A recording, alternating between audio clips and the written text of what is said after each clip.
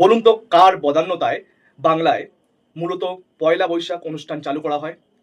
আমরা অনেকে জানি যে আকবরের আমলে কিন্তু প্রথম কিন্তু বাংলায় কিন্তু পয়লা বৈশাখ শুরু হয় কেন? কারণ আকবরের সময় কিন্তু যে সমস্ত ভূমি রাজস্ব ব্যবস্থায় অনেক ত্রুটি দেখা দেয়। সেই ত্রুটিগুলোকে মেটানোর জন্য হিজরি ক্যালেন্ডারের সঙ্গে ভারতের সূর্য ও চন্দ্র বর্ষীয় যে ক্যালেন্ডার তার মিশ্রণে তৈরি করা হয় এক ধরনের ক্যালেন্ডার। সেই ক্যালেন্ডার অনুযায়ী কিন্তু আমাদের বাংলায় বৈশাখ মাসের প্রথম দিন থেকে আমরা প্রথম দিন পয়লা বৈশাখ হিসেবে পালন করে থাকি।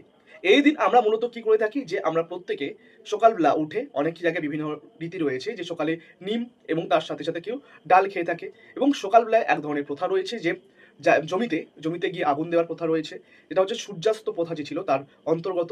এবং এছাড়া রয়েছে এখানে প্রচুর পদের রান্না এবং তাছাড়া হচ্ছে পায়েস মিষ্টান্ন এবং অন্যান্য সবকিছু রয়েছে এবং তার সাথে রয়েছে হালখাতা, অর্থাৎ পুরোনো বছরের যে সমস্ত ওই বাকি বা দেওয়া যে খাতা রয়েছে সেই খাতাটাকে বন্ধ করে দিয়ে নতুন খাতা খোলা হয়, এটা হালখাতা। এবং তাছাড়া কি করা হয় যে এই সময় মূলত তোমাদের যে বিভিন্ন উৎসব যে শ্রীকৃষ্ণকে ডেডিকেট করে মূলত হচ্ছে গোষ্ঠ উৎসব পালন করা হয় বাংলার বিভিন্ন গ্রামে এবং এছাড়া বিভিন্ন ধরনের উৎসব পালন করা হয়।